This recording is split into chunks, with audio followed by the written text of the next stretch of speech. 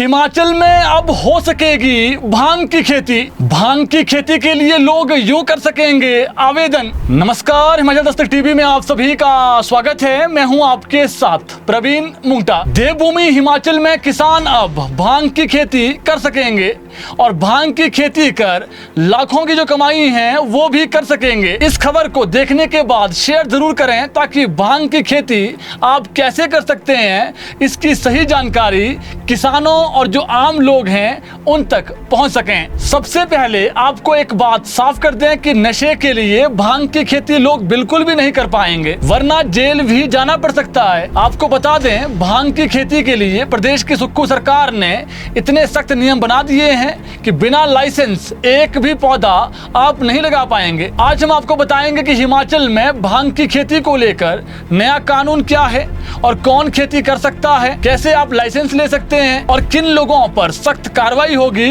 वो भी आपको हम बताएंगे। हिमाचल प्रदेश सरकार ने औषधीय, वैज्ञानिक और औद्योगिक उपयोग के लिए भांग की नियंत्रित खेती का रास्ता खोल दिया है। लेकिन अगर आप सोच रहे हैं कि अब कोई भी खेत में भांग बो देगा तो ऐसा बिल्कुल भी नहीं होगा। सरकार ने साफ कर दिया है कि भांग की खेती केवल लाइसेंस लेकर ही की जा सकेगी। बिना लाइसेंस खेती करना अपराध माना जाएगा और एनडीपीएस एक्ट के तहत कानूनी कार्रवाई भी हो सकती है।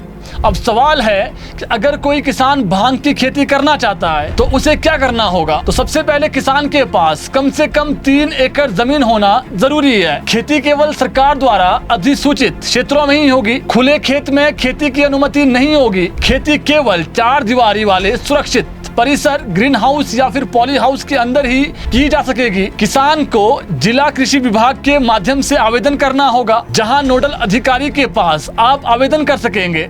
वहीं उसके बाद लाइसेंस आबकारी विभाग जारी करेगा। इसके बाद संबंधित विभाग जांच करेगा और सभी शर्तें पूरी होने पर ही लाइसेंस जारी किया जाएगा। आवेदन के साथ जमीन का रिकॉर्ड, स्वामित्व से जुड़े दस्तावेज, सुरक्षा व्यवस्था और जो अन्य जरूरी जानकारी है वो देनी होगी। खेती वाले पूरे क्षेत्र की जीपीएस लोकेशन और जियो टैगिंग अनिवार्य होगी। फसल काटने से 21 दिन पहले अधिकारियों को सूचना देना भी जरूरी होगा ताकि निरीक्षण किया जा सके। खेती की हर गतिविधि का डिजिटल रिकॉर्ड रखना होगा। सीसीटीवी कैमरे भी लगाने होंगे। प्रवेश और निकास का पूरा रिकॉर्ड रखना होगा। उत्पादन से लेकर भंडारण तक हर जानकारी सरकार की निगरानी में रहेगी। फसल का भंडारण केवल लाइसेंस प्राप्त गोदामों में ही किया जा सकेगा। प्रसंस्करण यानी प्रोसेसिंग और निर्माण इकाइयों के लिए भी अलग लाइसेंस लेना होगा। हर लाइसेंस धारी को एक जिम्मेदार व्यक्ति नियुक्त करना होगा जो पूरी खेती की निगरानी करेगा और उसका पहचान पत्र हमेशा वो अपने पास रखेगा। यदि लाइसेंस की किसी भी शर्त का उल्लंघन हुआ तो लाइसेंस